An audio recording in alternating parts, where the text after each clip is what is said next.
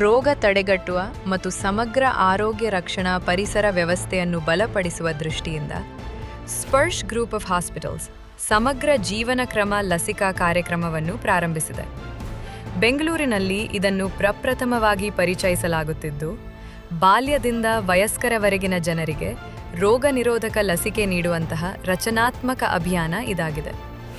ಸ್ಪರ್ಶ್ ಸಮೂಹ ಆಸ್ಪತ್ರೆಗಳ ಅಧ್ಯಕ್ಷ ಡಾಕ್ಟರ್ ಶರಣ್ ಶಿವರಾಜ್ ಪಾಟೀಲ್ ಅವರು ಲಸಿಕಾ ಅಭಿಯಾನಕ್ಕೆ ಅಧಿಕೃತವಾಗಿ ಚಾಲನೆ ನೀಡಿದರು.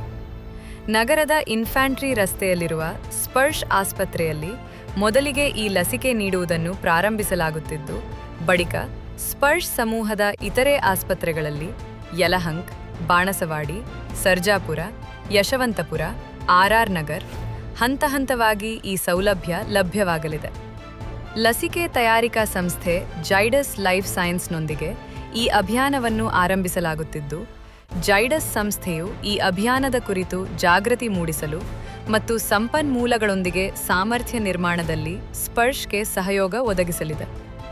ಸ್ಪರ್ಶ್ ಆಸ್ಪತ್ರೆ ಸಮೂಹದ ಸಾಂಕ್ರಾಮಿಕ ರೋಗಗಳ ಹಿರಿಯ ಸಮಾಲೋಚಕ ಡಾಕ್ಟರ್ ಜಾನ್ ಪಾಲ್ ಅವರ ನೇತೃತ್ವದಲ್ಲಿ ಸಮಗ್ರ ಜೀವನ ಕ್ರಮ ಲಸಿಕಾ ಅಭಿಯಾನದ ಜಾಗೃತಿ ಮತ್ತು ಸಂಶೋಧನೆಗಳು ನಡೆಯಲಿವೆ.